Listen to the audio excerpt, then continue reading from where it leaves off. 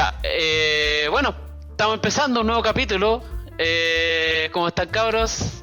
Hola a todos, empezando ¿Cómo va? siempre. ¿Cómo va? Hola. Como es tradición, vamos a... Bueno, yo creo que ya me han visto suficiente, así que cortito vamos a empezar con las presentaciones. Voy a empezar con un nuevo integrante, Manu. Yo creo que es primera vez que aparece, así que no sé si te quieres presentar, por favor, una breve presentación para nuestro público. Gracias, Felipe. Soy Manuel Valenzuela, mi nombre y apellido. Talquino, con hijos de Conce y actualmente viviendo en Estados Unidos, trabajando para Microsoft. Buenísimo. Como ingeniero de desarrollo. Excelente, buena, me gustó esa Buenísimo. presentación, fue breve, creo que vamos a cortar. Sí, no, está bien, lo tomaste bien. Bueno, Manu viene aquí a todos a aportar. Hijos y esposa de Conce, es súper importante mencionarlo. Muy bien, ahí para todos los de Conce. Yo conozco a harta gente de Conce también, mi mamá es de Conce, así que le tengo mucho cariño a esa zona, sí. Sí, así que gracias, Manu. Ahí, mientras vayamos con los capítulos, vamos a conociéndonos más. Germán, una breve presentación. Yo sé que todos te conocen, pero uno nunca sabe. He estado casi en todos los episodios, sí. Gracias, Felipe. Hola a todos. Mi nombre es Germán González, de veras apasionado, de corazón. No quiero morir programando, ya lo he dicho varias veces. Y nada, contento de estar acá contigo en un nuevo episodio. Me encanta esta instancia de poder difundir el conocimiento, de poder compartir con la comunidad. Y nada, gracias por la invitación, Felipe. Excelente. Y bueno, ahí mi turno. Yo un humilde servidor, programador, desarrollador también. Me apasiona bastante el desarrollo de software. No soy tan experimentado como don Manu y don Germán aquí, pero se hace lo que se puede. Cada uno ve cómo aporta. Así que eso para los que se vienen, los que vienen iniciando en este canal. Oye, ha pasado harto tiempo, Germán, en todo caso. Estaba medio complicada la cosa. El último capítulo creo que fue hace como 3 semanas. 3 semanas, un mes por ahí. Sí, ya se echa de menos ya. Sí, estaba medio complicado. Para que la gente entienda, somos personas bastante... Yo creo que nosotros somos los que nos gusta tomar cosas, nos gusta, entonces siempre de alguna manera nos mantenemos ocupados y tratamos de hacer nuestro tiempo libre. Ojo que lo hacemos voluntariamente, no estamos ganando dinero con esto todavía, uno nunca sabe. Así que, bueno, para pedir las disculpas del caso, para la gente que espera un capítulo nuevo. Bueno, dicho eso, presentando un poco el tema, hay un tema que a mí me apasiona mucho, yo creo que a Germán también, y los dos hemos tratado de interiorizarnos en este tema. Yo le agarré un poco, siento que le agarré un poco. Germán también ahí entiende eso. Vamos a hablar un poco de arquitectura. Este concepto que honestamente a mí todavía no lo sé definir. Yo creo que Germán ahí nos puede ayudar un poquito, que tiene algo de conocimiento, y ahí yo voy a dar un enfoque más práctico del tema, cómo lo he ido aplicando. Así que, Germán, por favor. Te comparto, voy a pasar aquí 2 o 3 slides quizás muy breves, así que parto a compartir pantalla, a ver si esto me ayuda. Ahí deberías tener la pantalla para que la muestre, Felipe. Eso. Avísame si se ve pantalla completa, debería verse bien. Sí, puedo pasarlo completo aquí. Yo tengo el control. Dale, se ve. Sí. Ok, bueno, un intento de definición de arquitectura. Esta es una charla que yo presenté hace 4 años ya, en 2017, en el grupo de Software Crafters Chile. Entonces, aquí como vemos, arquitectura, un intento de definición es decir que son aquellas decisiones que nos hubiera gustado haber tomado de una forma distinta. O sea, estamos hablando del arrepentimiento, ¿ya? Sobre todo a medida que más tiempo ha pasado desarrollando el proyecto, porque son esas cosas duras de cambiar, esas cosas bases fundamentales. Y la otra intento de definición es la expresión de tu intención de lo que el sistema realiza, como tratar de expresar lo que el sistema hace a través de esto, de estos built-in blocks o de alguna otra manera. El siguiente slide es un diagrama, una representación, sí, ahí está, de lo que es Clean Architecture. Esto es lo propuesto por Uncle Bob Martin, que lo hemos mencionado varias veces anteriormente, donde si se dan cuenta este diagrama se sale de los típicos diagramas rectangulares, cuadrados, más rígidos o más como de naturaleza cuadrada, y este es circular. Y lo que muestra aquí, lo que importa es darse cuenta que cada una de estas capas envuelve una a la otra, y lo que importa aquí, el corazón, la llave de la corona, el núcleo, la parte central, son las dos primeras capas, las entities y los use cases, que esto representan tu caso de negocio, o el negocio de la empresa, o de la aplicación que estés haciendo. Todo lo demás son añadidos que se usan para conversar con el mundo exterior o con otros sistemas, con otras lógicas, interfaz gráfica, persistencia, todo lo demás. Eso deberían ser plugins, o como menciona Klubov, son detalles de la aplicación. Por ejemplo, si alguien dice, muy rápido, si alguien dice la base de datos es lo más importante, no es lo más importante, es un detalle la base de datos, es un plugin. Microservicios es lo más importante, no es lo más importante, es un detalle, es una manera de desplegar la aplicación, y así. Y el último, y de ahí podemos conversar de los slides, es el propósito en este caso, de la Clean Architecture o de la arquitectura. Es ser independiente de cualquier framework, ya lo podemos debatir, ¿cierto? Que se pueda testear, independiente de la interfaz gráfica, lo que mencioné, ¿cierto? De la base de datos y de cualquier agente externo. Dale, Felipe. O Manuel. Sí, mira, da una muestra la arquitectura, dibujo de Uncle Bob. Me gustaría agregar unos detalles. A mí en lo personal cuesta, entender primero el propósito de esto, entender un poco lo que hay detrás de esto. Para mí es tú separar los concerns. Tú tienes un dominio de negocio que son tus casos de uso, tu comportamiento del sistema, y este comportamiento es independiente de los detalles, y esto tiene una implicancia súper importante, ¿cachai? Porque yo creo que pasa como en ejemplos, poner el contraejemplo de unas arquitecturas que no son adecuadas.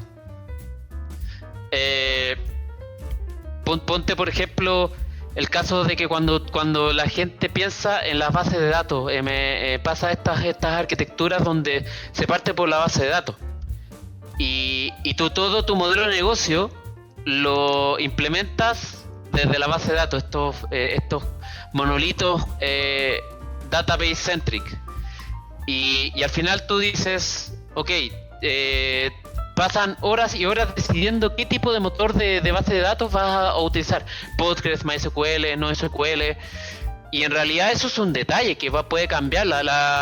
Todos sabemos que el framework, la base de datos es un framework, es un detalle que va a cambiar, y tu dominio de negocio no debería depender de eso. Y para mí una de las cosas que más importantes de tratar de entender eso es que tu dominio, el comportamiento de tu sistema no debe depender de los detalles del web, la infraestructura web.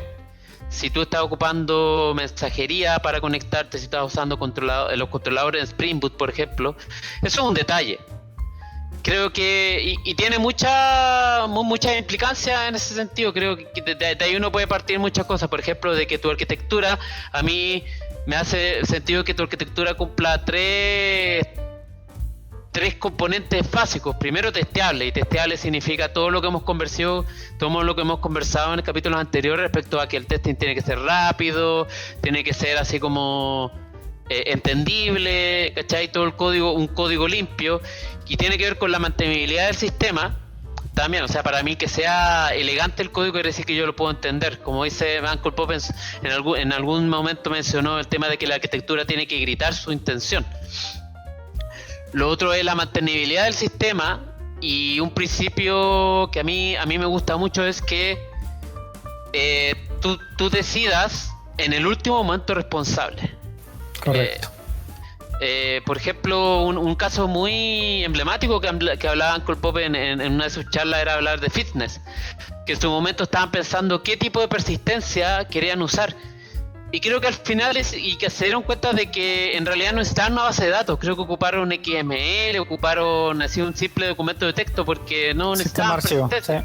Claro, un sistema de archivo. Y cuando tú esas decisiones las puedes tomar rápidamente, no tienes que molestarte. ¿Por qué? Porque como es un detalle y es intercambiable, tu sistema, tu comportamiento no cambia. Tú dices en algún momento tú dices, ¿sabes qué? Ocupamos una base de datos Postgres, no nos molestemos tanto tiempo en decidir en eso porque es un detalle que puede pasar después. Pasa mucho en los sistemas cuando uno está empezando que dice, ¿sabes qué? A lo mejor en este momento no nos sirve un SQLite porque no necesitamos tanta memoria, tanto poder de procesamiento y ojo que hablábamos de eso del tema de los recursos. En su momento, si tenemos una aplicación que ocupa pocos recursos, no necesitamos un motor de datos que ocupe muchos recursos. Pero si vemos que la aplicación escala, va a llegar un momento que vamos a decir, ¿sabes que necesitamos una base de datos, no sé, Postgres, una base de datos Postgres, o incluso pasar a la nube, una base de datos nube? Y esto se suma mucho a lo que hablábamos en su momento con los 12 factors.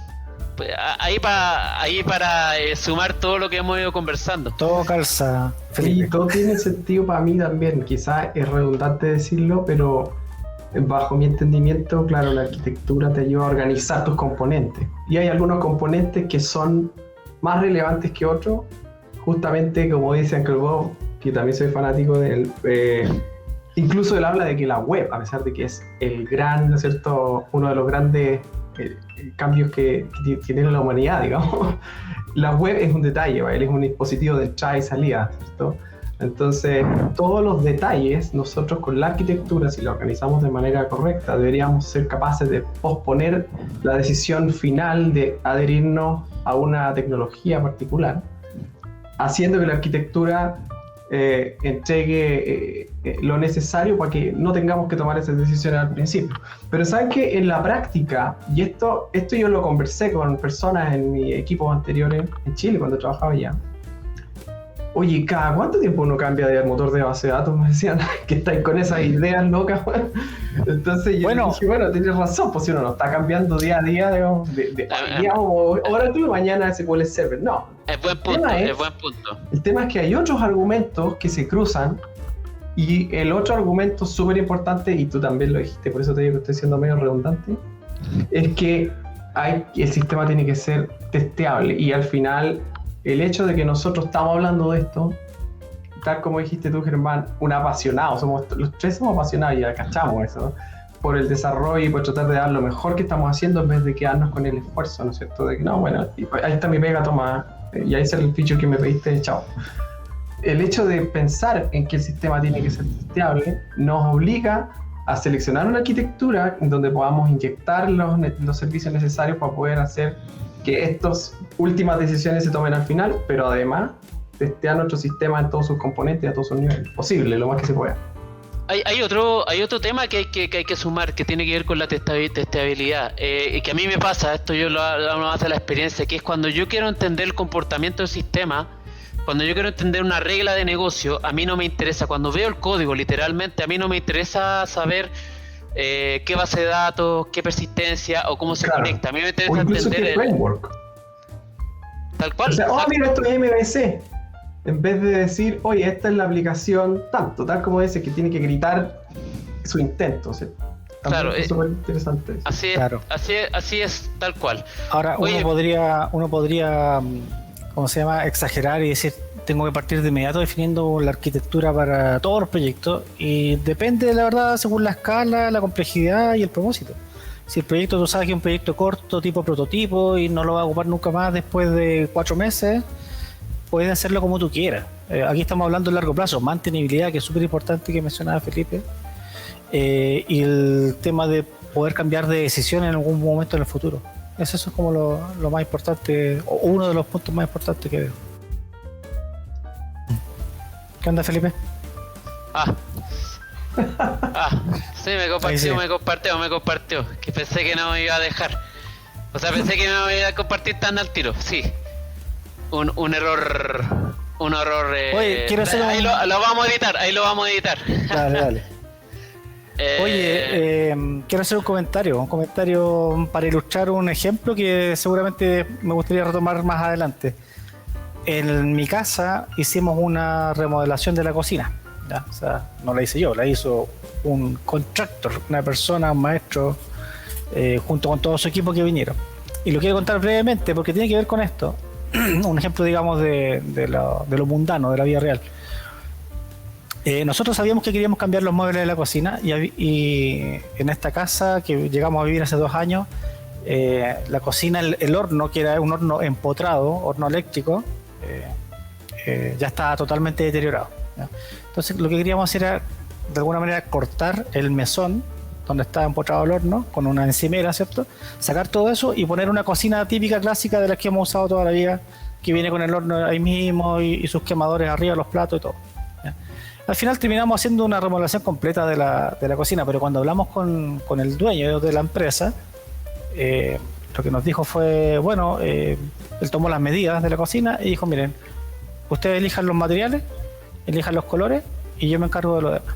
A grandes rasgos nosotros le dijimos, bueno, queremos que estos artefactos vayan en un lado, estos artefactos vayan en otro lado y así.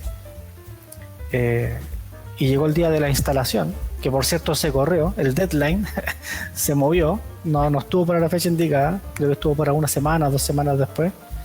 No, miento, 1 mes después, porque le dio coronavirus a la esposa de este caballero. Y resulta que nos instaló unas puertas para guardar los platos, las joyas, unas puertas de vidrio. Y nosotros le dijimos, bueno, ¿y cuánto le pedimos a nosotros que pusiera vidrio? No me pidieron. Pasó 1 semana y lo llamamos de vuelta y le dijimos, ¿sabe que no queremos las puertas de vidrio? Por favor, cambien. Así que ahora estamos esperando que llegue con las puertas nuevas para hacer el cambio. Y todavía no llega, ya han pasado 2 o 3 semanas. Eso es interesante porque eso es gold plating. Cuando tú haces más de lo que te piden, es cuando le agrega gold plating. Es una cuestión, es cuando tú haces más de lo que te pidieron realmente, es un esfuerzo. Ahora, extra. Yo no soy diseñador de cocina, entonces yo tampoco le puedo ir y decir, oiga, usted tiene que hacer trabajo así, poner el tornillo aquí y apretar acá. Él sabe, y él lleva, no sé, 20 años haciendo cocina. Entonces hay un punto de equilibrio aquí donde uno dice lo que quiere, pero también tiene que escuchar al implementador, al experto, que también te dice, mira, yo sé, usted déjeme porque yo sé cómo trabajo, yo sé cómo lo hago. Pero al final... Entonces, no considerar que solo porque tú entregas un código hecho significa que está listo, sino que es sujeto a iteración. La persona que lo use te puede pedir cambios y son válidos. Eso quería recalcar. Pero es muy, muy interesante porque la arquitectura tiene que ver cuando yo hablo de mantenibilidad, o sea, y pasa mucho la experiencia de que muchos software se hace no pensando en los cambios, no pensando en que esto puede ser, es como generamos deuda técnica, incluso sabemos que generamos deuda técnica, pero decimos nada, no importa si eso cuánto tiempo va a cambiar. Pero tú, como tú decís, eso va a cambiar y es válido, entonces tenemos que prepararnos. Incluso, ¿sabes que a mí ese argumento de que cuándo se va a cambiar el motor de base de datos? ¿Sabes que honestamente si los sistemas están hechos para durar? Si no, sería malo, ¿cachai? O sea, los sistemas están hechos para mantenerse vivos, se mantienen vivos y cambian, ¿cachai?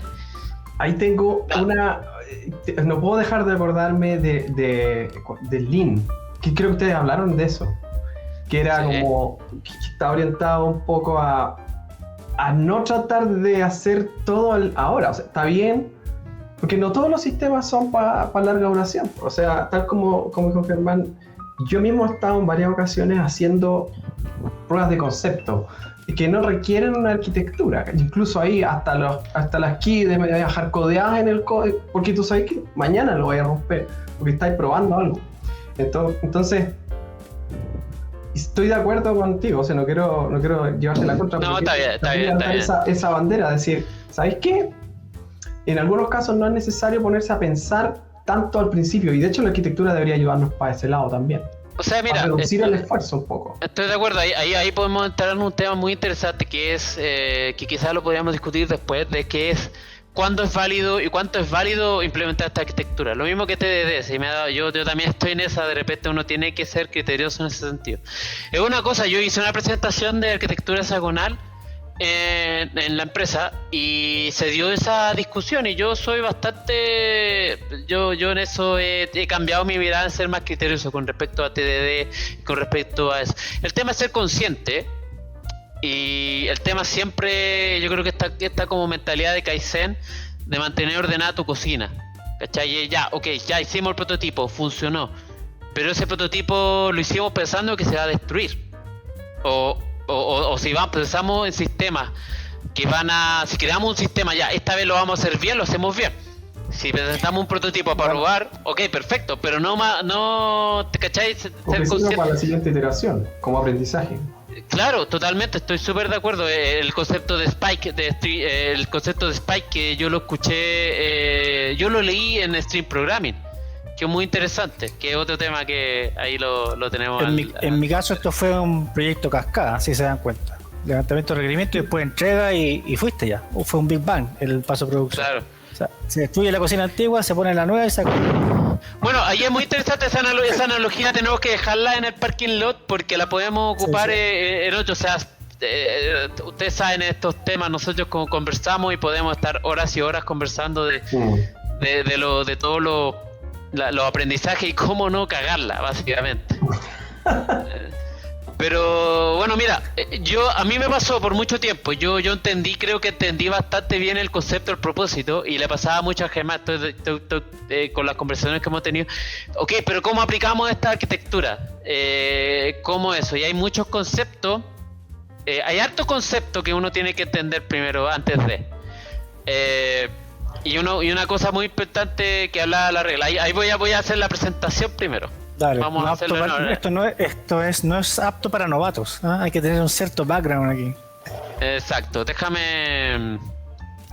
voy a abrirlo esto, sí, por mientras rellenen, porque voy a...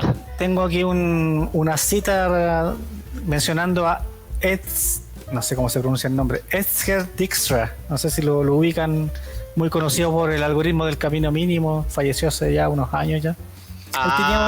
Él tenía varias citas. Sí, él creo que fue uno de los inventores, promotores de la programación estructurada, si no me equivoco.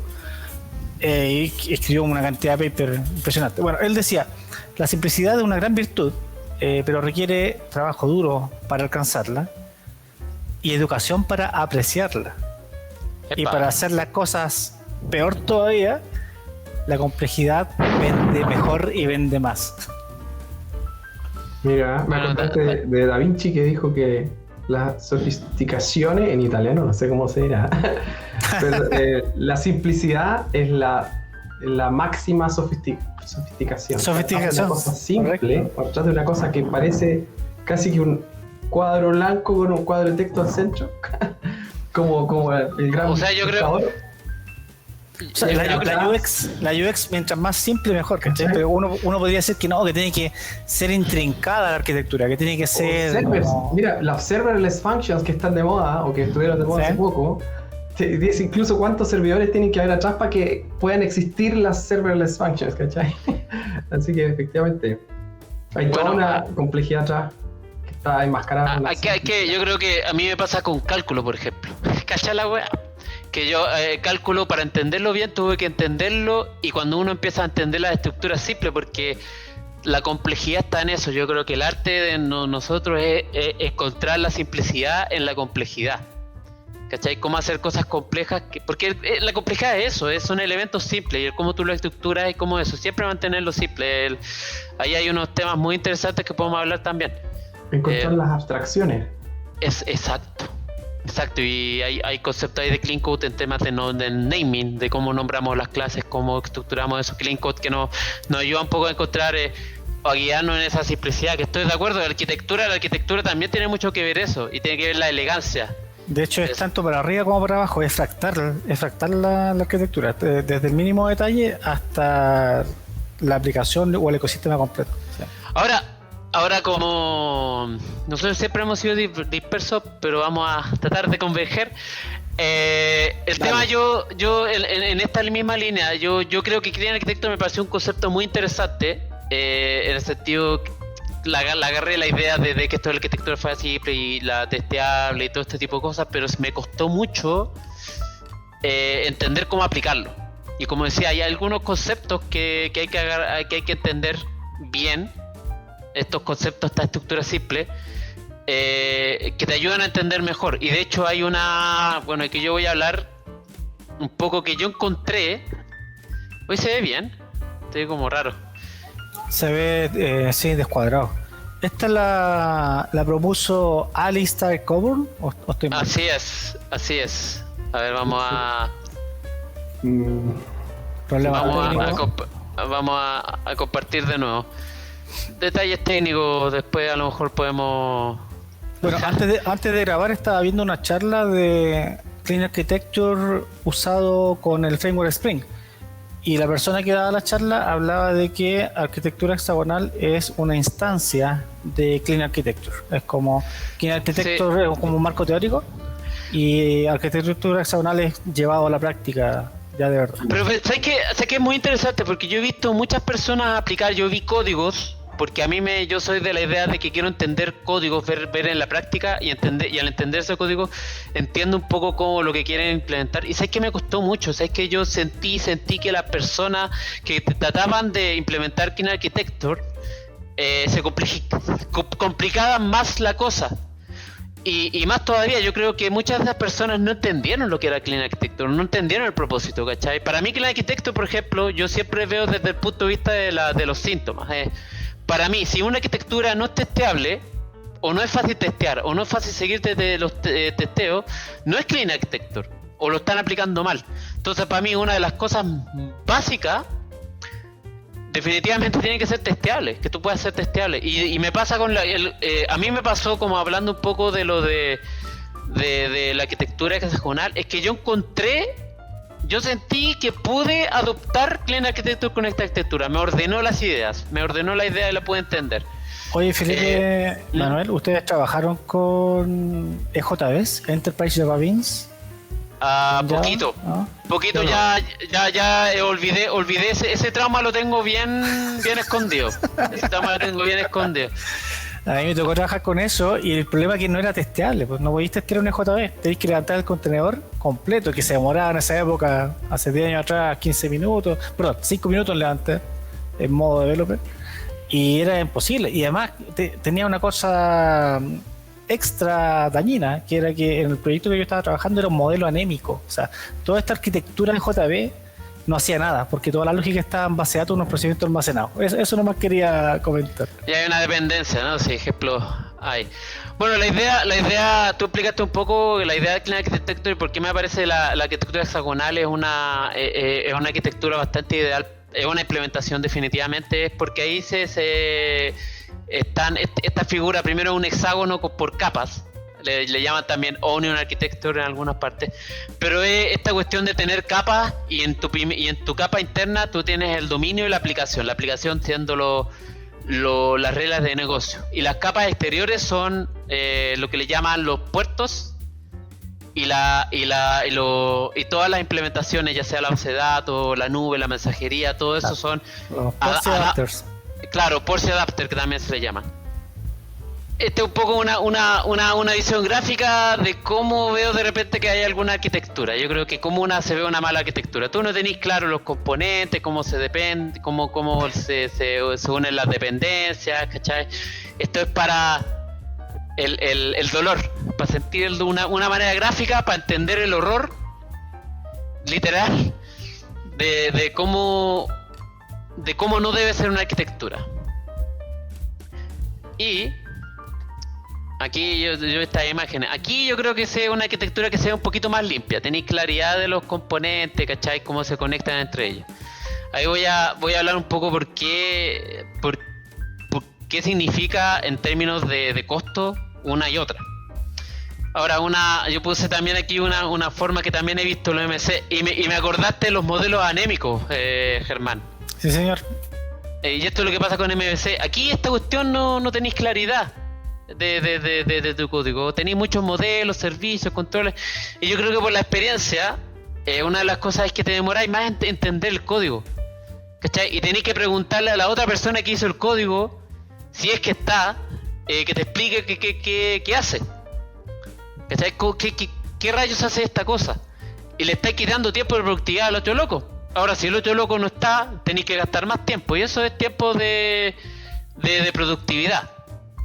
¿Cachai? Es tiempo que tú pierdes de código, ¿cachai? Es tiempo que vale oro, si el tiempo vale oro en términos de costo.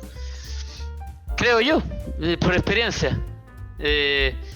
Ahora, un poco hablaba de esta cuestión de los problemas que se está en inglés, porque hice la presentación. No, bueno, la había escrito en inglés porque me dio flojera traducirlo en español, literal.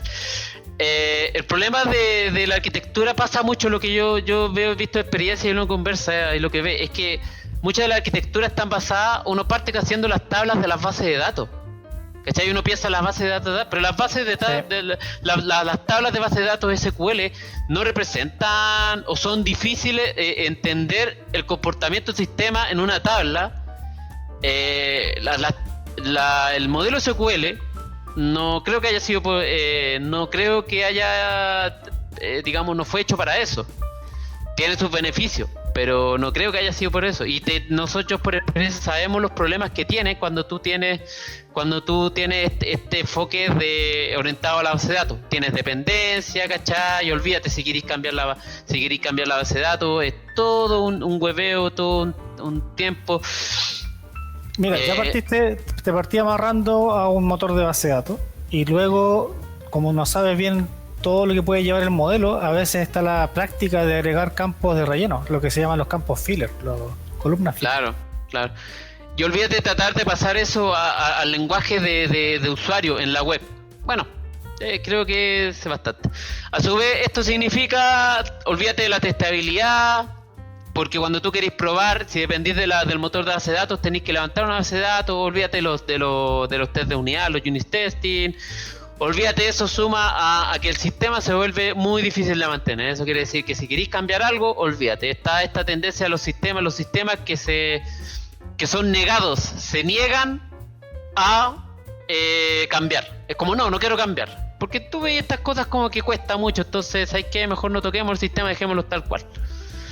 Y olvídate, yo puse Domain Driven Design porque el Domain Driven Design te ayuda a armar un lenguaje más entendible hacia el usuario, algo que permita manejar un conocimiento en común entre el negocio y los desarrolladores. Y olvídate de eso, hacer un sistema así. Habláis tú de los modelos anémicos, los Fat Controller y los Skinny Model. Ahora vamos a pasar un poco a más al hueso. Esto es muy importante. Aquí ustedes ven en la primera capa está el core de tu dominio. Anchor le llama interactor, también se le llama use case. Ahí voy a definir bien qué significa. Los entities son tus modelos de dominio, ¿cachai? Pero aquí representa tu aplicación. Y tú tienes una capa que son los puertos. Ahora, hay un tema aquí que es muy interesante, que aquí un patrón que se llama Inversion of Control, que ahí se los voy a mostrar en código para que no se preocupen, que es aquí el adaptador, que es básicamente la implementación de tu puerto. Tu puerto puede ser un acceso a la base de datos, una persistencia. ¿Cachai? Que aquí el adaptador depende del use case y no al revés. ¿Qué quiere decir? Que tú puedes cambiar esto, pero tú tienes un contrato aquí que no cambia, entonces tú puedes cambiar esto y no tienes que cambiar el use case. Y esto significa que puede ser la dependencia en ese caso, ¿cierto? Así es, exactamente. Un ejemplo de eso en Java, por ejemplo, es el driver JDBC. Tú puedes tener distintas implementaciones del driver, pero la especificación es la misma. Claro, la JDBC. Runtime CCTA. Mira, correcto. Claro. Entonces, tipo, y lo importante es que aquí, si tú ves, ahí vaya a ver en el código que puedo explicar, después voy a mostrar, es que aquí tú no contaminas este código con detalles de las implementaciones. Para mí, ¿qué importancia tiene esta contaminación? Que para mí es más fácil de leer, es entender lo que hace el sistema. Y la separación de contexto. Si yo quiero arreglar, bueno, a la hora de debuguear también, o sea, saber dónde está fallando. Si yo sé que en el web adapter está fallando las cosas en el web adapter, no me fijo acá, o sea, me olvido de eso, esa cuestión funciona, el web adapter, y arreglo el web adapter, y arreglando el web adapter no debería ni tocar la parte de dominio, como parte. O sea, y ahí hay una separación, digamos. Bueno, un ejemplo muy básico, así, muy simple, es, por ejemplo, hablar del juego del tic-tac-toe o el juego del gato, no sé cómo le dirán en otros países, que es esto muy simple, tú pones círculos y X y en una grilla de 3x3 digo, y gana el primer jugador, ¿cierto? Que haga 3 en línea. La gracia de esto es que tú el juego lo puedes jugar desde consola, vía web o a través de otro mecanismo, pero no te va a afectar a tu lógica de negocio central, que es lo que tú estabas mostrando, Felipe, ahí con los entities. Esa es la idea. De hecho, tú la grilla la puedes representar de distintas maneras. Claro, no tiene por qué ser un array, no tiene por qué ser una lista, puede ser otra estructura de datos. Claro, y la persistencia no tiene que ser una base de datos, no tiene que ser la misma, puede ser hasta un string, ¿cachai? Puede ser en la nube, puede ser en disco, puede ser base de datos, claro. O sea, ¿cómo podríamos resumir esto? A ver si entiendo. Hay un use case que es lo que me estaría guiando, ¿cierto? Que es lo que me dice el usuario, el requerimiento en sí que tenemos. Y ese use case tiene ciertas dependencias, por ejemplo, que tiene que guardar la salida en algún lugar, y lo que queremos, en vez de poner la salida dura, queremos poner una cosa entre medio, que en este caso sería el output port, que serían los puertos, de la cual vamos a tener una dependencia para poder reemplazarla esa de cualquier manera y testearlo y tenerlo de manera independiente, ¿cierto? Hay un tema muy importante. Ojalá los que sepan OML, sepan un poco de programación orientada a objetos. Esto de entender que en Java este es de composición, es el web adapter, usa el input port. A ver, dame un segundito.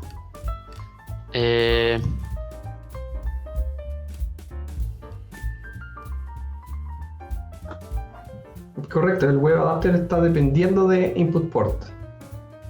Y use case también está dependiendo de input port como composición.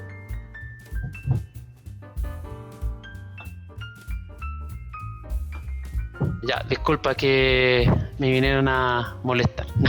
No. El tema del web app, a ver, un tema que es muy importante, que son los que en la arquitectura regional divide esto en el input port y el output port, y entender esta línea. Esta es una línea de asociación, no me acuerdo cómo se llama, pero básicamente el web adapter usa el input port. Imaginemos un controlador o una acción. Yo juego, yo le lanzo una señal que es de que quiero poner un círculo, ¿cachai? Y toda la lógica de negocio se hace aquí. Entonces el use case recibe un objeto, una entrada, un request de una representación del objeto, que se puede ser una entrada, que puede ser el punto o una coordenada, ¿cachai? Y el output port, el use case, el output port dice: yo tengo que mandar la transformación, la transformo el objeto y tengo que mandarlo a alguna parte, que esto puede ser guardado en la base de datos, puede ser en una mensajería, en un sistema de mensajería, ¿cachai? En una representación que no necesariamente tiene que ser igual a la representación del input port, ¿cachai? El use case puede incluso guardar o puede incluso ir a buscar datos, ¿cachai? Ahí yo creo que el código se va a ver más claro, pero la idea de separación de en algunas partes le dice secondary, primary, driven, drive, que básicamente estos son los puntos de entrada del use case, o sea que al use case le estoy pasando parámetros, y los puntos de salida, que son los output port, que es hacia donde va a escupir un poco la información, que puede ser cualquier sistema, ¿cachai? Puede ser que incluso puede ser un REST client hacia otro sistema. Eso para tenerlo en cuenta. Entonces voy a tratar de avanzar un poquito más rápido. Aquí creo que lo importante es que las entidades representan tu dominio, tu objeto. Y son objetos planos. Aquí tú no deberías ver detalles del framework. Ni siquiera annotation está esto que en Java está el @entity. @entity es un detalle de la implementación del adapter. Entonces tú no deberías ver @entity, y eso es una cosa que cuesta entender. Cuesta entender a la primera, es porque siempre estamos cuando los que ocupamos Spring, como ocupamos Entity en todo y ocupamos un solo pojo. No, aquí tenemos que separar los modelos, que es muy importante. Los use cases habíamos mencionado, representan las acciones de negocio, las reglas de negocio. Los use cases podrían ser que tú tomas un objeto de entrada, un request model, como le llama el Uncle Pop, y tú haces ciertas acciones, que puede ser ese request, tienes que obtener un dato y mandárselo a una mensajería, otro dato puede ser distinto, mandárselo a otro sistema, y puede ser cómo interacciona. Pero aquí definitivamente, mira, esto es muy interesante, el use case no sabe quién lo triggerea. El use case puede ser, si ustedes ven un controlador web, el controlador web es el que triggerea el use case. El controlador web es el que le dice, oye, el use case, yo te paso esto, y use case, tú sabes dónde vas a mandar eso. Y viene ese hecho muy importante, el tema de las excepciones. Si tú tienes, con el manejo de excepciones en Java, si tú mandas una excepción de JPA, definitivamente estáis metiendo detalle de la implementación ahí. Interfaces o adapter. Esto es muy interesante. Yo lo veo como interfaz, es literalmente una interfaz, es una definición de contrato, como en Java. Y esto define cómo este es un contrato, literal, de cómo se comunica el use case, o cómo se comunican los adaptadores con tu use case. Entonces en el caso, como decías tú, Germán, del JDBC o JPA, no importa qué implementación ocupes de JPA, como siguen un mismo contrato, en realidad tú puedes intercambiar. A mí me gusta usar la analogía del auto. Cuando tú vas a manejar un auto, tú no necesitas saber el detalle del motor. Todos los autos tienen un contrato. Entonces si tú subías a una camioneta, bueno, no, camioneta puede ser un poquito distinto, pero si tú subes a un auto que es automático, se maneja similar a otro auto con distinto motor, con distintas cosas, pero tiene un manubrio y tiene un cambio automático y se maneja literalmente igual. ¿Por qué? Porque siguen el mismo contrato. Hay un contrato, una funcionalidad, definición de funcionalidad, que todos los autos se tienen que funcionar de cierta manera, entonces tú puedes cambiar de auto. Eso es el poder de los estándares. Eso es muy cierto. Interesante eso. Ahí hay un advice de que siempre hay que intentar hacerse a sí mismo un challenge de intentar entender la siguiente capa, una capa más de la que uno está usando. Es un paréntesis nomás.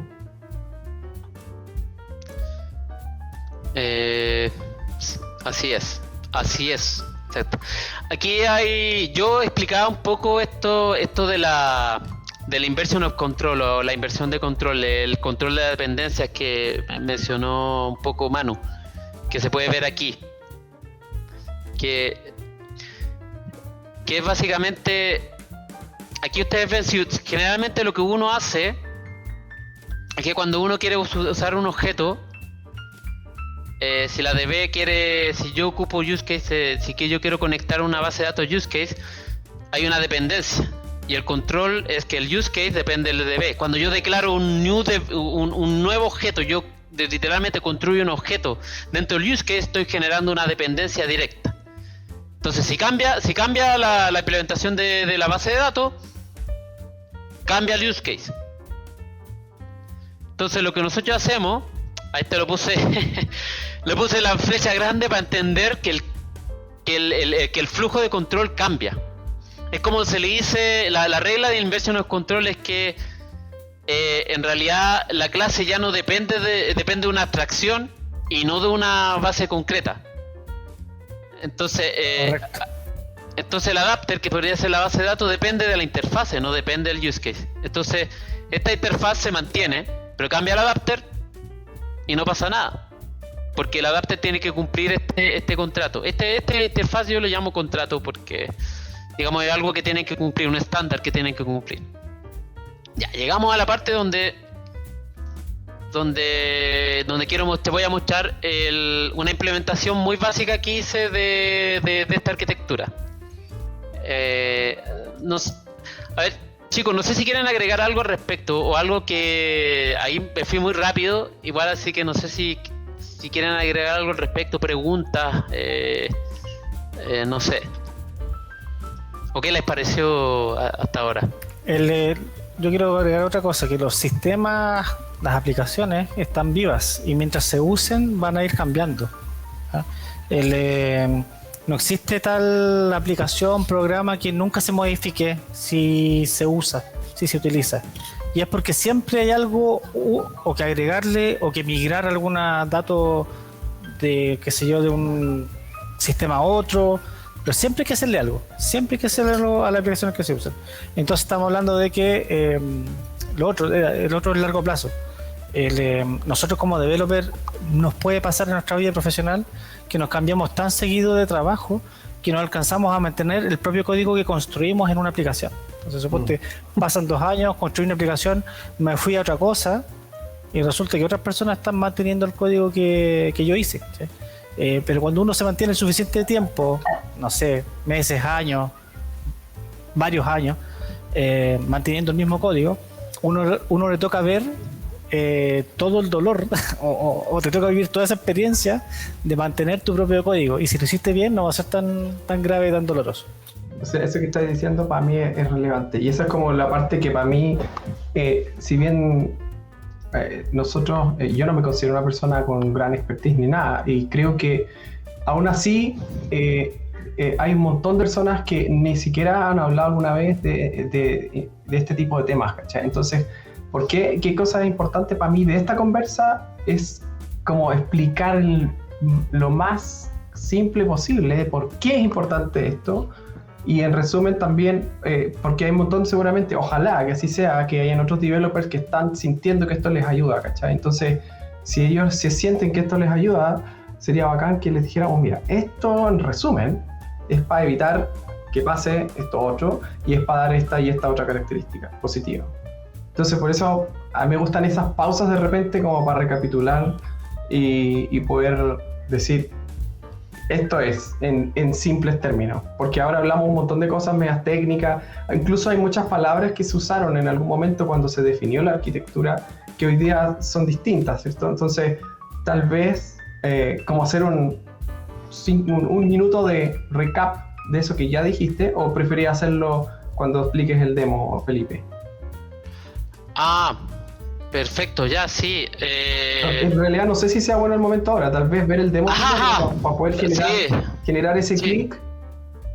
Sí, me parece bien. O sea, al final del capítulo siempre tratamos de hacer un resumen de lo que es, pero muy buena acotación, definitivamente. Después del... No, y bueno, ahí creo que hay varios comentarios que se pueden hacer definitivamente. Voy a explicar un poco cómo empecé esto. Yo lo hice, curioso que yo lo hice con TDD. Traté de hacerlo con TDD, así que me tienen que creer. Yo hice, igual me guié con un poco tratando de guiarme así al pie de la letra con la arquitectura. Entonces yo le puse aquí que están los adapters. Tengo adapter lo de persistencia y de REST, que es web. Esto es una aplicación Spring. Ahora, el adapter puede ser infraestructura, pueden ponerle cualquier nombre. Yo le puse así para que se vea claro que estos son los adapters. En la aplicación tengo aquí los puertos. Y los puertos los tengo diferenciados en int y en out. Y le puse nombre aquí, account, case port, para hacer la diferencia. No, el naming puede cambiar. Ahí hablamos de que uno no tiene que ser tan estricto con la arquitectura, pero yo lo hice lo más simple para que se entienda. Ok, entonces vamos a partir desde el punto de entrada, el account controller. ¿De qué se trata esta aplicación? Buena, sí, esto es ocupé la bancata. Déjame ver si... Opa. Se ve que está. Vamos a partir, este es un web controller. Que tú tienes un post deposit Tienes para depositar, tienes para quitar y tienes para ver el balance. Y yo aquí estoy ocupando el puerto, que es el account use case. ¿Se entiende un poco? Entonces aquí yo lo que hago es que triggereo de aquí. Y de hecho no retorna nada, porque es una acción. El control está representando a la entidad web en este caso. El adapter. Llega una invocación desde afuera, desde la web. Claro, desde claro, este sería como el web adapter. Ok. Y aquí estamos entrando al sistema a través de este adapter. Claro, y como se dan cuenta aquí, lo más interesante es que el web adapter depende de una interfaz. Y la interfaz tiene esto, a ver, que no se ve. La interfaz tiene estos métodos. Esto es como el contrato que tiene que cumplir digamos, el use case en este caso. ¿Y cómo se comunica? Es el contrato que como el controlador se comunica con el use case. Y como ven esto, y todo el detalle está aquí del REST. Incluso los objetos, el request y el response están aquí. Si nosotros vamos al use case, aquí no hay negocio, si te das cuenta, no hay manejo de ninguna lógica de negocio a este punto. Claro. Si nos vamos al use case, a la implementación del use case, si se dan cuenta es muy interesante esto uno tiene que aprender a oler este tipo de cosas. Cuando yo aquí veo el único detalle sería estos dos, Lombok y el motor de dependencias de Spring. Pero esos son los únicos dos digamos dependencias externas que hay. Una cosa que no menciona Clean Architecture es la capa de configuración, que eso puede ser distinto, pero aquí el único detalle es el tema de la configuración y el Lombok, que es una librería que te permite hacer los constructores, y como que se ven aquí un helper, pero aquí no se ven detalles de los adaptadores, no hay. Lo único que aquí vemos es que el account user implementa el contrato del port. ¿Te hago una pregunta? Sí, pregunte nomás. ¿Podríais poner el gráfico de la arquitectura con estos nombres? ¿Cuál es account use case? ¿Cuál es account use case port? En la arquitectura misma que habías mostrado en el PDF que tenía. Lo que estoy tratando de hacer es poner paralelo el código que tú tienes con la implementación, con lo que la teoría del. Mira, el web adapter te podría ser el controller, el use case port y el use case. Claro. ¿Cachai? Sí, es que IntelliJ creo que te deja hacer un diagrama de esto. Dale botón derecho encima al nombre de la clase y te va a decir diagrama en una parte del menú. Ah, mira. Yo no veo las opciones que te indica, pero ahí dale. A ver. Pero yo no veo nada. No vemos nada, solo vemos el código. Vamos a agachar. ¿No lo había agachado eso? Eso, ahí está. Y aquí le podía ir agregando clases adentro del diagrama. Se ve un poco chico, no sé si le podía hacerle zoom. No puedo. Hay un botón de zoom ahí. Ahí sí. Ya pero aquí tenés que irle agregando las clases que te interesan. Anda a buscarla y le pones a agregar al diagrama. Bueno, ok. Vamos al. ¿Y cómo se agrega esta cuestión? Ahí. Es una opción de menú. No me parece. O arrástrala al diagrama. No, tienes que irte a la vista de proyecto. Te voy a la vista del proyecto y la ya. Perfecto. Ok, el account controller. Pero la aplicación. Claro, no quería complicar tanto. El tema era que lo que quería era visualizar lo que tenías implementado respecto de lo que estaba diciendo el diagrama que tenía en el PDF. Porque ¿qué estoy observando? Que el use case port está implementando, perdón, el use case está implementando lo que el contrato que dice el Así port, es. ¿cierto? Y después se está haciendo desde el controller en una dependencia hacia ese port. Así es. Bueno, aquí lo que pasa es que aquí está ocupando el bin. Lo que pasa es que la controller parece que está llamando así que hay algunas clases de implementaciones que ocupa Spring para construir las dependencias. Entonces es medio complicado un diagrama. Pero te entiendo el punto. Use case. Pero un poco es esto. El controller sería el adapter. El use case port sería como la parte del puerto aquí. No sé si alcanza a ver, pero sería como aquí el import y el output. Y por otra parte, el use case. El use case ocupa el DAO port, transaction port. Que este sería como el output por el DAO es yo le puse DAO porque DAO significa Data Access Object, es como un patrón para representar todo el tema de la persistencia. Y ahora voy a explicar por qué ocupé DAO. Y DAO port, y aquí tendría el DAO. Entonces yo estoy ocupando el output. Y aquí estoy ocupando el DAO. Aquí está la regla del depósito. Por ejemplo, el depósito, yo le digo, ok, recibo el amount del controlador. Y el clock helper es una aplicación que te da el time.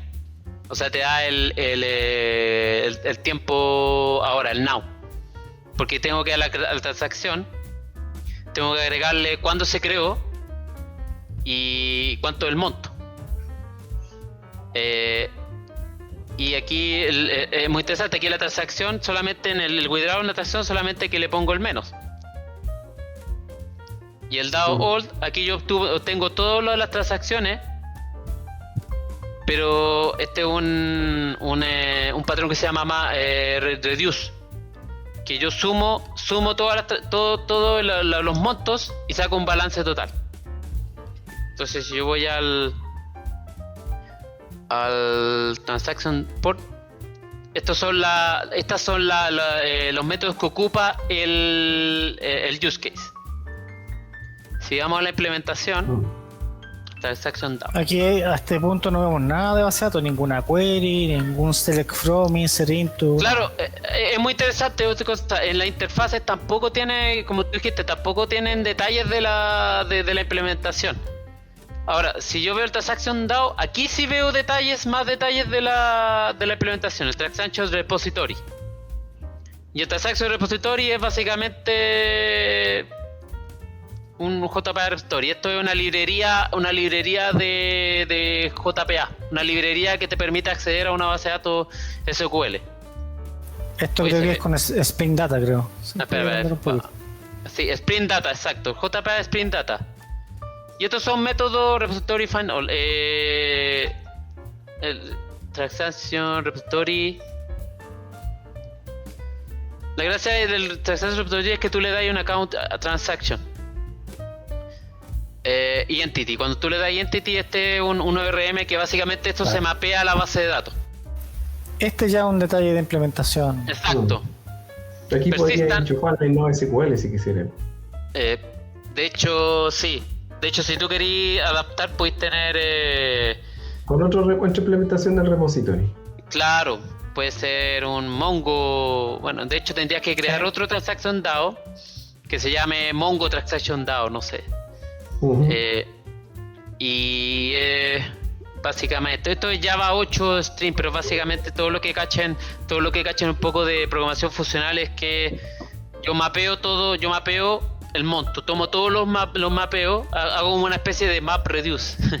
No, aquí no, pero aquí lo que hago es el repository me trae el find all, me trae todas las transacciones que están guardadas en la base de datos, y yo lo que hago estas transacciones la transforma en una lista de integer. O sea, igual le podías hacer con IntelliJ que te lo devuelva un ciclo for y te lo hace automático. Tienes que pararte en el stream, creo que era. Claro, podía hacerlo. Yo ocupo la librería, digamos, la Stream, porque me parece más limpia, más funcional y menos código. Es mucho más densa. En pocas líneas podía hacer lo que código tradicional te podía hacer en 100 líneas. Sí, así es. Y aquí yo le hago el reduce. Yo podría hacerlo, en teoría podría hacerlo en el mismo repositorio, pero ¿por qué le puse Final? Porque fíjate que el reduce, la suma, es muy importante la responsabilidad de cada clase. El transaction DA lo único que me hace, si se dan cuenta, es guardar y obtener. No hace ninguna operación. No tiene lógica de negocio. No tiene lógica de negocio, exacto. Entonces la suma de las transacciones la hago en el use case, el negocio. Igual es súper básico esta implementación, pero la idea es más que... A mí lo que me interesa es que se entiendan los conceptos básicos de el tema de que se vea en el código, que se mantengan las responsabilidades del código y se mantengan las dependencias limpias.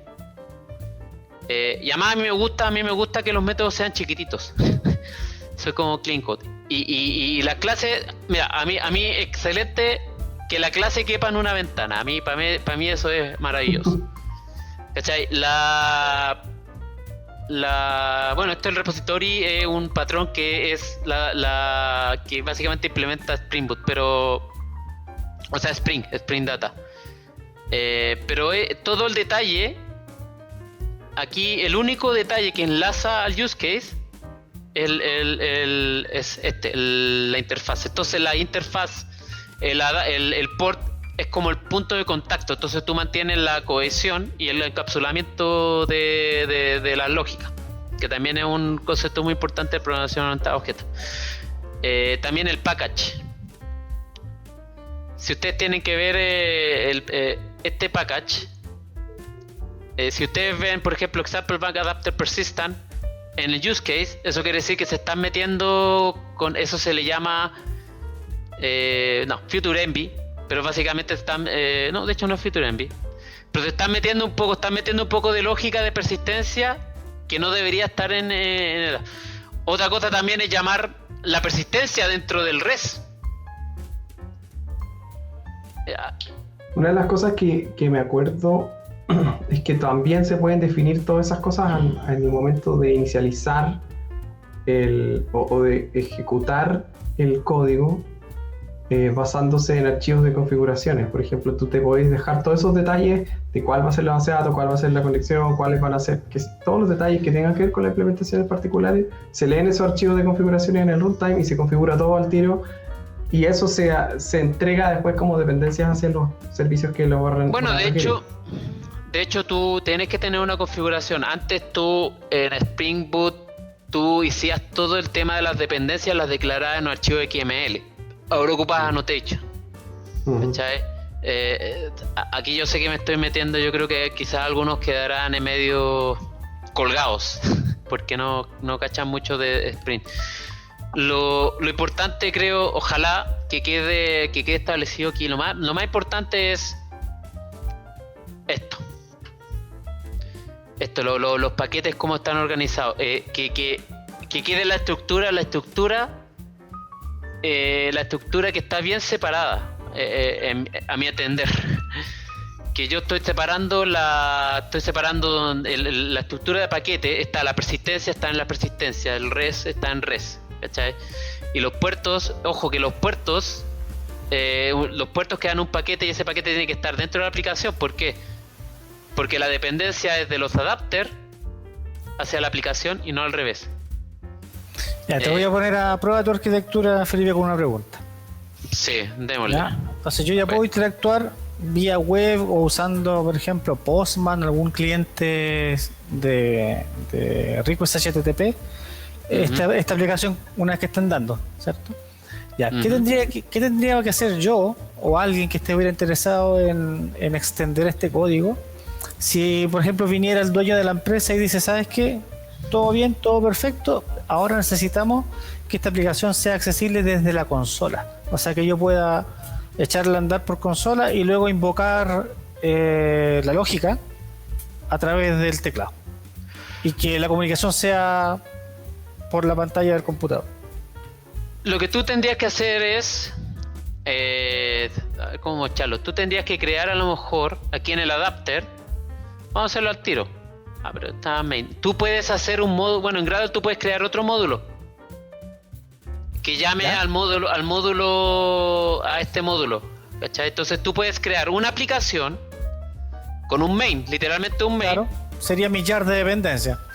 Claro. Y ese main, ese módulo, llamar al módulo donde está tu lógica del use case. Y tú lo único que tienes que hacer es use case. En una parte tienes que configurar, tú tienes que... Supongamos que quiero hacer un package nomás, que quiero agregar un package aquí para simplificar el ejemplo. Sí. Quiero hacer un package console, por ejemplo, console. Claro. O algo así. Hagámoslo al tiro. Un adapter. O un adapter nuevo dentro de... Claro, console. Eso. Vamos a hacer un ejemplo main. Bueno. Main. Ya, y aquí tú empiezas a utilizar cosas que ya tienes. Claro, pues entonces tú tenés que llamar aquí, yo quiero llamar el use case. Con mayúscula main, por cierto. Bueno, pero sí, tienes toda la razón. Tienes toda la razón. Sí, error garrafal. Tenés razón. Porque la clase mi pregunta era teórica en todo caso, pero si quieres ilustrarlo con... No, porque quiero que ilustrarlo. ¿Cachai? Aquí tú puedes llamar, a lo mejor tienes un método... Public te decía que también tengo una pregunta. Sí. Pero principalmente si podemos ver los tests. ¿Cómo estáis haciendo para testear las distintas cosas que tenéis? Principalmente a mí me interesa si yo soy alguien que está mirando desde afuera esto, digo, ¿sabes qué? ¿Cuál es el use case? ¿Qué tiene que hacer esto? Tiene que hacer, tú te me contaste, tiene que hacer esto y esto. Ok, veamos el test. ¿Se ve? Sí, pero no sé si se ve el código. ¿Se ve? Sí. ¿Código? Sí. No sé si se entiende. Moquito tiene una cosa muy interesante. Aquí estamos ocupando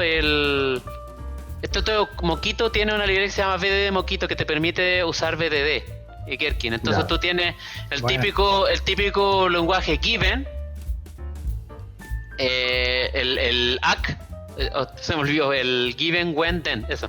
When, aquí la acción y el then. Entonces aquí dijo, si yo, dado que esto es básicamente para el mock, dado que helper te va a dar esta fecha, aquí le estoy mockeando. Yo quiero que estoy seteando un poco el escenario desde que el helper me va a dar esto. Dado esto, una precondición. Dado que hago de deposit de 500, entonces este then debería llamarse. O sea, yo debería haber llamado y yo debería haber llamado el add transaction con estos parámetros. No sé si se entiende. Bueno, aquí tengo algunos errores porque lo hice un poquito a la rápida.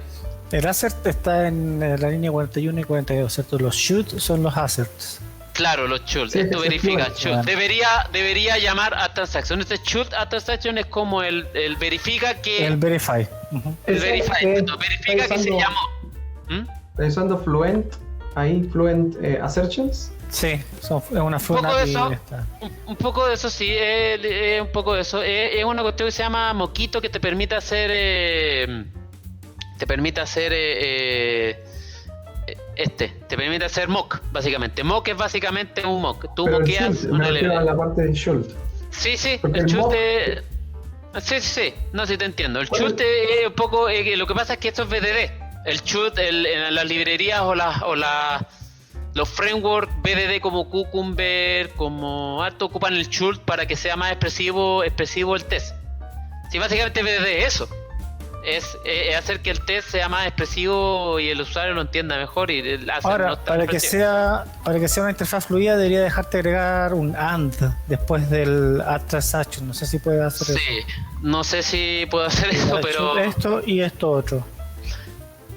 A ver, ese es el test del account, creo que tengo el withdraw y tengo el balance. Obviamente hay mucho más test que tú tienes que hacer, los casos felices y no felices, pero bueno, aquí tengo otro más que el balance. Aquí yo tengo unas transacciones. Ujú. Aquí yo estoy moqueando, dado que transaction DAO all va a retornar estas transacciones. ¿Qué digo? Y que yo tengo estas transacciones como precondiciones. Yo le digo que el transaction DAO lo moqueo y le digo que va a retornar estas transacciones. Entonces cuando yo llamo al balance, el resultado debería ser 400. ¿Por qué? Porque 400 menos 100 es 400, o sea, 500 menos 100 es 400. Entonces, ¿Dónde le está pasando al balance los parámetros ahí? Perdón que me perdí. ¿Está ahí haciendo un moqueo del use case? ¿cómo era? Veamos el No, use case invoca al DAO, pero el DAO está lo que pasa es que, sí, lo que pasa es que yo hago esto. ¿Me cachai? No ok. estoy pasando parámetros. Yo lo que voy a hacer el balance, un poco el use case lo que hace es que yo te pido, yo como controlador te voy a pedir el balance. Y al use case, digamos, como el use case va a decir, ok, tengo que ir al balance y voy a preguntarle al DAO. DAO, pásame todas las transacciones que hay en la base de datos. Ya, agarro la base de datos, hago la suma de todos los montos y se lo retorno al controlador. ¿Cachai? De hecho, esto lo podía pasar a Result. Pero... No, está bien ahí. Se lee bien. Sí, ese Pero es bueno, el aspecto, sí. Pero este lo hice un poquito... o sea, mejorar el código definitivamente. Pero me interesa que se entienda el concepto. Ya, Ahora veamos... Tú tenías el test. ¿Dónde está la parte web en el test? ¿Dónde está la base de datos? No está. Ya. Y esa es la gracia que tiene, porque tú Sí, testeas, pues totalmente. tú testeas Totalmente. solamente el negocio. Esto hay que entender que esto es una test de unidad. O Y sea, este de espérame, unidad- deja enchufarme. Sí, no, dale. Lo que moqueaste ahí fue el transaction, entonces. Sí, es que tiene una arroba mock arriba. ¿Lo voy a mostrar? Sí, Felipe? sí. Lo que hace ok. ahí, el injectMox es, yo declaro esta dependencia y estos son los parámetros que le voy a inyectar.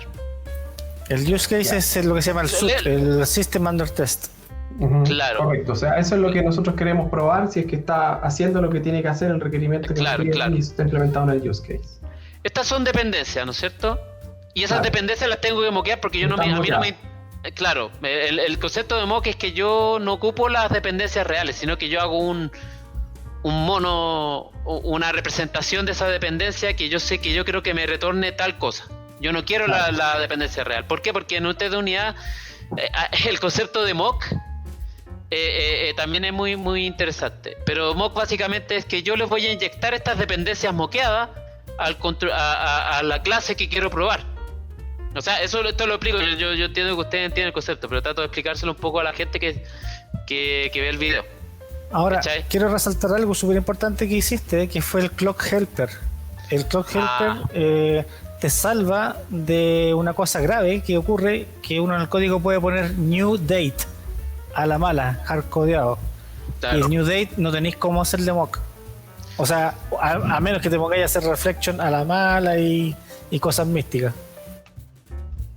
Entonces cuando usas un helper, ahí tú puedes hacer el mock del helper y decir, bueno, devuélveme este dato cuando yo te pida la fecha.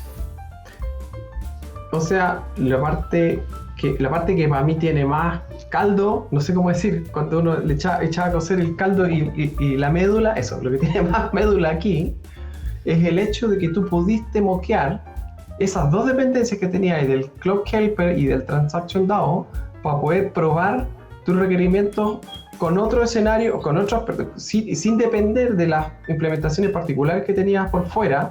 Y lo que estaría más al centro, según lo que está en el diagrama, es el use case, y más al centro las entities, pero rodeando la parte funcional o la parte no anémica, ¿cierto? Estaría el use case, que es el que implementa la parte que nos interesa probar. Ahora una cosa muy interesante, yo usé TDD, yo partí haciendo el test.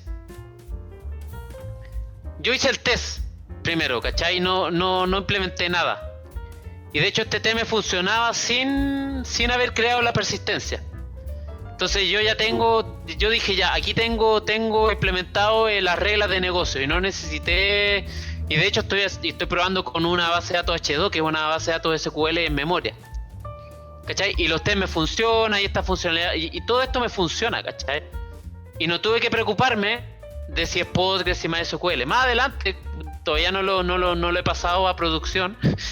Más adelante quizás tenga que hacer las configuraciones, ocupar todo este concepto del test factor, ¿cachai? Y hacer todo el pipeline, eso que podría ser en algún momento podríamos hacer eso.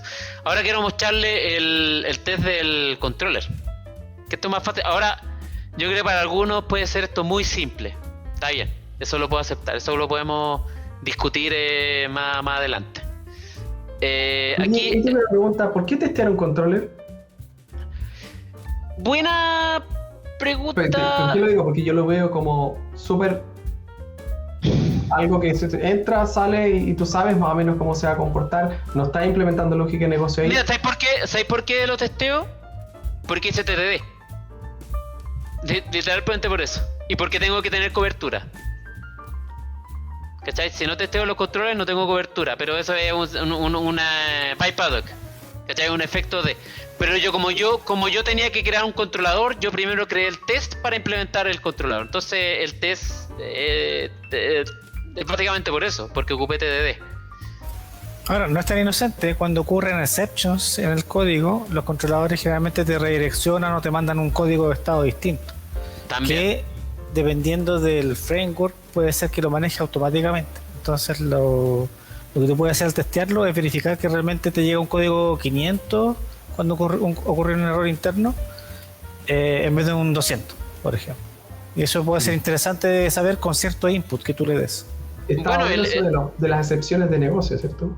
Sí, de hecho tú puedes... Sí, de hecho, a ver, tú tienes las excepciones de negocio, que puede ser un patrón o una buena práctica de que tú no... ¿Sabes por qué tengo problemas por refresco? Creo que es porque estoy ocupando Wi-Fi. Ahí, un pequeño entre paréntesis. El tema de las excepciones es que una regla general o una buena práctica, una buena regla es que tú no ocupes excepciones, por ejemplo el runtime exception o las excepciones comunes, sino que tú hagas tu custom exception. Sí. Y Spring tiene algunas librerías. A mí Spring es un caso de amor y odio, porque Spring tiene algunas librerías ya cosas hechas, porque son un poquito mágicas.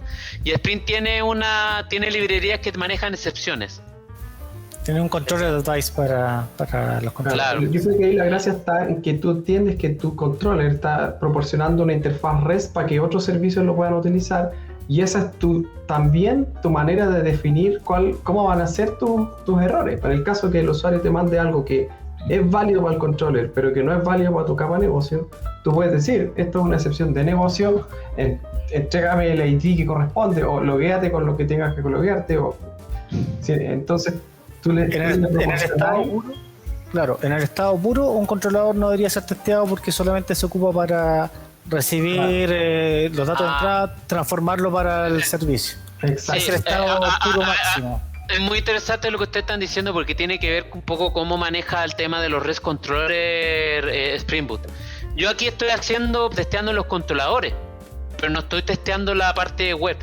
¿A qué me refiero? Yo no estoy haciendo una llamada post, estoy llamando directamente al control. Entonces hay una clase que un servlet, un servlet que recibe todas las llamadas, y el servlet mapea esas llamadas. Ahora, ¿cómo tú puedes testear eso? Con mock MVC. Y ahí en mock MVC podéis probar las excepciones. Creo que Spring también tiene otra que se llama mock server, pero esa no me acuerdo de lo ocupado. Pero mock MVC es la que yo ocupaba. ¿Llegaríamos a ese punto a estar hablando de test de integración? Yo creo que estamos Test de componentes. Sí, yo creo que más test de componentes. Y si tú quieres probar excepciones, si tú quieres probar la parte REST, el control advice, ahí tú tienes que ocupar mock MVC. Ahora tú también puedes literalmente, y hay otra forma, tú puedes levantar un mock server, como decís tú, Germán, no sé si es mock server, pero tú puedes levantar un servidor, por ahí, sí. un Tomcat de testeo, ¿cachai?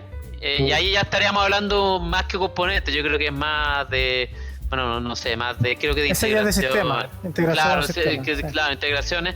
Y tú podés levantar un cliente REST que le haga llamadas a eso y que te revise la llamada. Ahora Claro, eso, todavía puedes usar Mox ahí porque si no quieres llamar a una API externa, puedes inyectarle una API de mentira, o sea, un cliente de mentira. claro.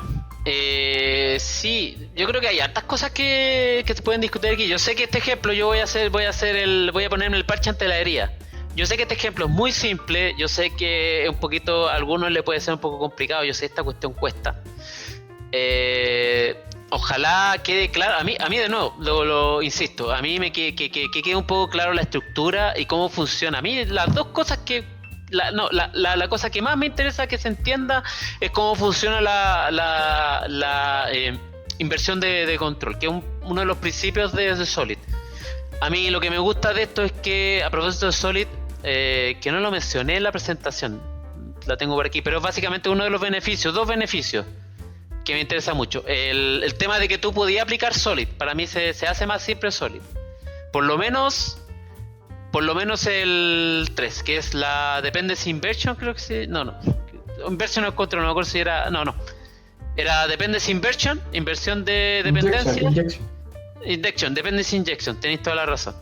El tema de single del principio de responsabilidad única, de alguna manera yo sentí que la experiencia te guía, te insta a que tus clases tengan una sola responsabilidad, como se vio. El DAO tiene una responsabilidad que es básicamente obtener un CRUD, literalmente un CRUD. Y el use case, las reglas de negocio. Y todo lo que sea de CRUD se lo da al DAO. La separación de responsabilidad. El tema de la interface segregation. Mira, yo literalmente aquí yo podría hacer, cada uno de estos podría ser un use case. Sí, señor. ¿Cachai? Cada uno podría hacer una interfaz aparte, sí. Claro, y ahí hay una cosa muy interesante que tiene Java 8, que yo podría, en vez de hacer clases, podría tener unas lambdas. Que ahí se las estoy dando. Yo todavía estoy agarrándole cómo hacer eso, pero... ¿Cómo tú deseas implementar un método default para la interfaz? Claro, una interfaz funcional y donde tú puedes hacer una implementación anónima, que tú no tienes que declarar un archivo, o puedes declararla, pero puedes ocupar lambda, funciones, puedes hacer una especie de función anónima como se hace en JavaScript y...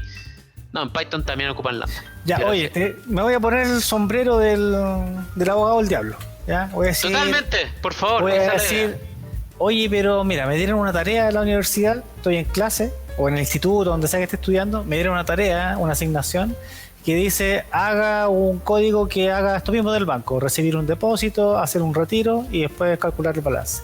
Y yo hago todo en una sola clase Java, todo junto. Y me queda una clase de 1000 líneas, por ejemplo. Ya. Funciona, o sea, yo entrego mi tarea, me la evalúan y todo.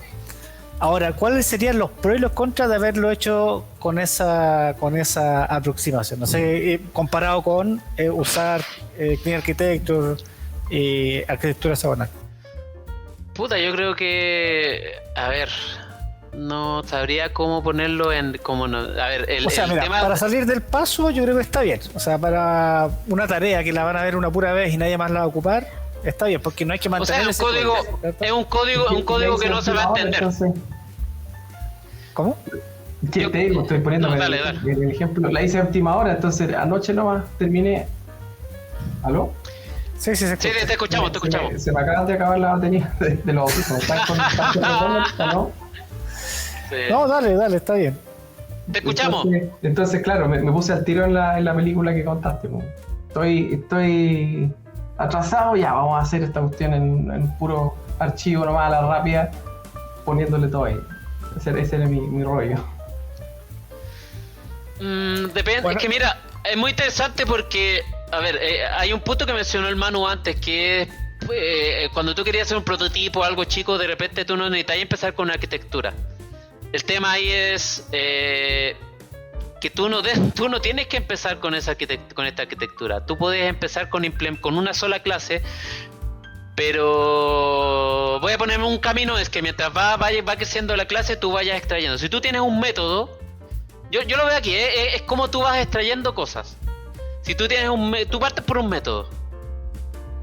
El método gigante, tú dices ya, este método gigante voy a extraer métodos. De hecho, tú puedes extraer, bueno, hay distintos métodos de refactoring que tienen extraer clase, variable, entonces tú creo que, claro, yo todavía no sé cómo extraer interfaz, pero me gustaría. Yo lo hago así a mano. Pero tú puedes extraer métodos, ¿no es cierto? Que sean tú tienes un método gigante, tú lo vas extrayendo. Después te das cuenta de que tenéis muchos métodos, entonces tú te das cuenta que podías agrupar métodos y en otra clase, ¿cachai? Después te das cuenta que tenéis muchas clases, podéis separar en paquetes. Y yo creo que esa es mi forma de cómo verlo. Ahora, me cuesta ponerme en un escenario donde tú haces una sola clase, porque yo estoy acostumbrado a programar de una manera. De hecho, a mí me gusta programar con TDD de empezar, si trato de empezar Java, principalmente Java, Spring, siempre me voy a tender a ocupar TDD, y TDD de una u otra forma me va a tender a ocupar arquitectura hexagonal. Ahora, no significa que hayan otros escenarios que tengas que ocupar eso, porque yo honestamente la experiencia, creo que te necesitaría más experiencia para decirte eso. Lo que sí sé, lo que uno lee, lo que creo que la heurística dentro de mi mente me dice que, por ejemplo, si tú tienes un monolito y quieres transformarlo en microservicio, esta arquitectura es ideal.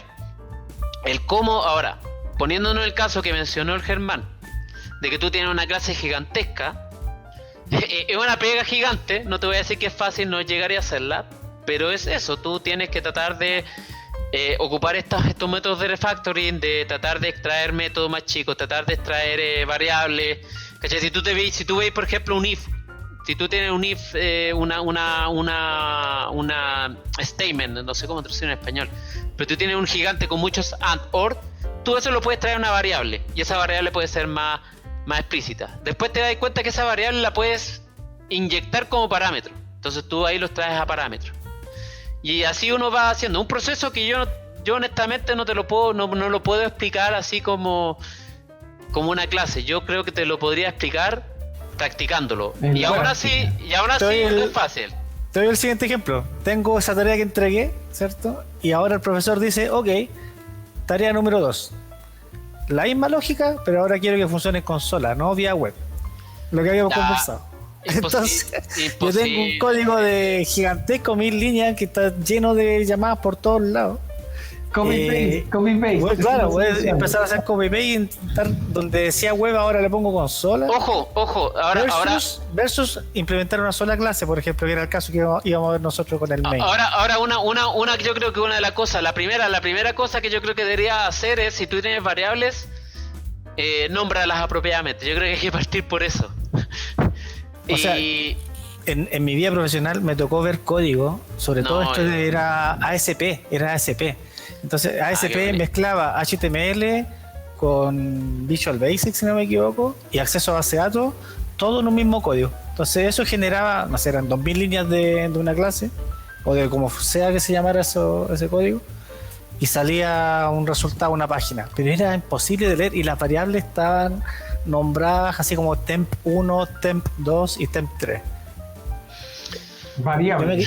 Me quería puro morir, güey. Pero da igual, lo peor de esa experiencia es que tú puedes ver código, de ese tipo de código, en cosas importantes. Ese tipo de código, el solo hecho de nombrar mal una variable te puede hacer perder millones de dólares, literalmente, te mata. Lo mismo que el error del null object. O sea, te hace salir null. Cara. Sí, literalmente. Bueno, si yo ya tampoco, ya me están diciendo que me empezaron a salir camas y yo estoy en mis 30. 35 años. Oye, yo les quería poner... No, aunque no lo crean, aunque no lo te crean, yo tengo 19 años, ¿no? Yo les quería poner un ejemplo de que me estaba acordando antes de que me conectara a la reunión. ¿Sí? Estuve acordándome que una vez nosotros implementamos en mi pega anterior una aplicación móvil. Y esta aplicación móvil estaba funcionando para web. Entonces, la gracia era que estábamos consumiendo desde la web una interfaz REST, así que había cierto nivel de facilidad para poder consumir, agregar otro layer front, pero que en vez de ser front web, que este front app, ¿cierto? pero nos pusimos como meta en ese tiempo tratar de armar esta arquitectura clean, y al final terminamos haciendo algo súper parecido a lo que está haciendo Felipe, basado en casos de uso. Particularmente, quizás no era estrictamente siguiendo esa arquitectura, tal como de libro, ¿cierto?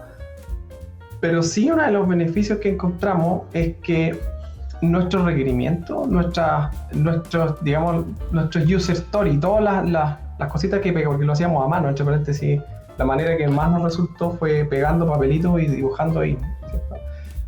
Agarramos esa user story, creamos una clase nueva con ese nombre, o que fuera representativa del nombre del título de la user story, y después de que empezamos a hacer eso, resultado que teníamos una capa principal de negocio que finalmente se terminó transformando en el centro de esta arquitectura.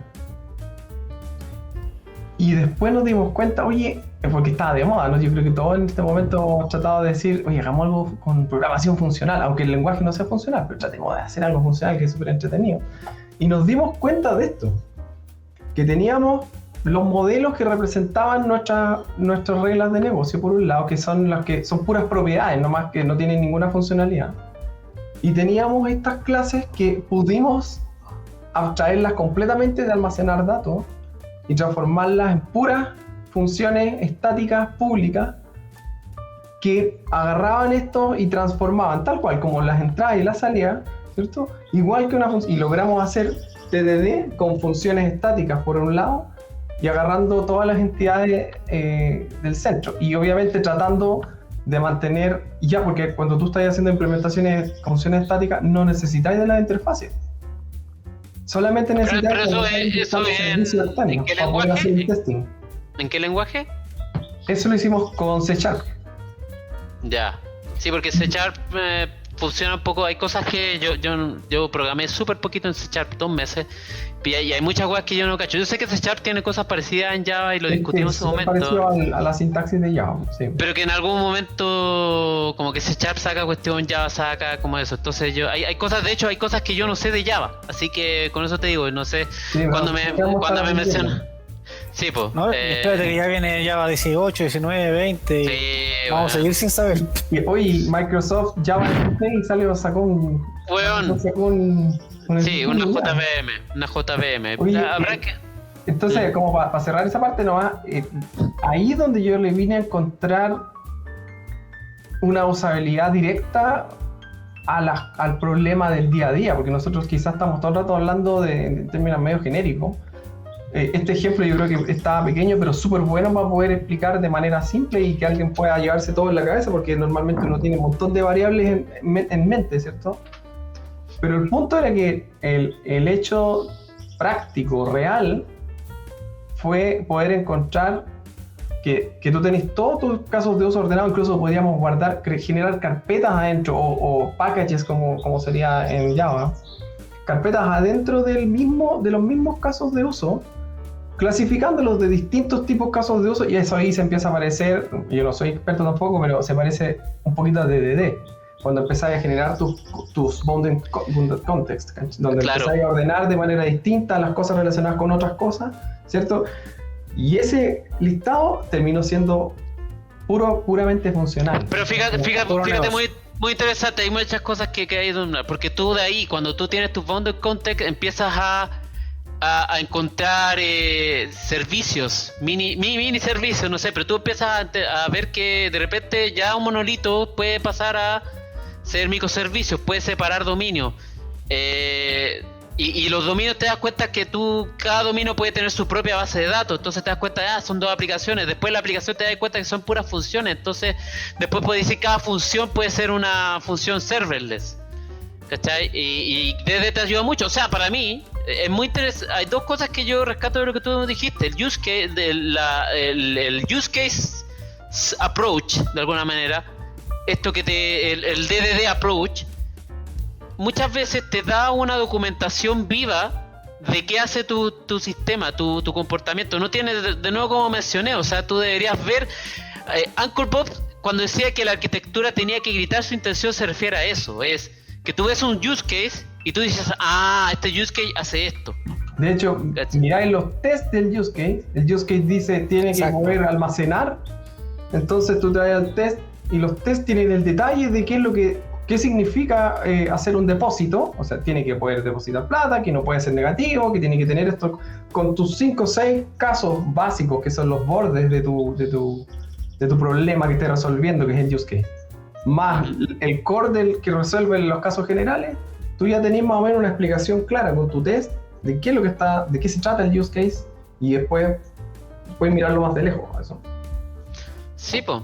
Y a ver, lo importante es, de nuevo, ¿cachai? Que uno puede, se le prende muchas ampollitas. O sea, a mí lo que me interesa y que uno es que cuando llega un nuevo desarrollador, pueda entender. O sea, dentro de todos los beneficios que me ha hablado, otro beneficio es ese, que otro desarrollador pueda llegar a entender. O sea, ¿cuántas veces cuando hemos trabajado para poder hacer un buen software tienes que entender lo que hace tu sistema y quieres gastar el menor tiempo? No querías estar interrumpiendo a otro desarrollador para que te explique lo que hace el sistema, porque igual te sentí un poquito no sé, ¿cachai?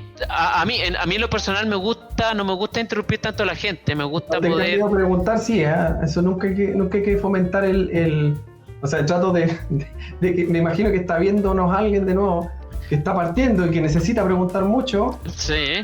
Dale, pregunta.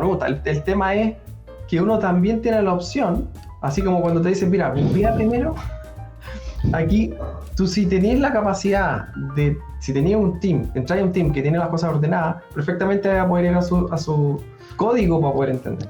O sea, mira, sí, Exacto. es muy interesante porque estamos tocando estos temas. Uno de los temas que mencionaste tú, que de repente es cuándo preguntar y cuándo no. En realidad uno debería, sí, depende mucho, la vieja y confiable, depende.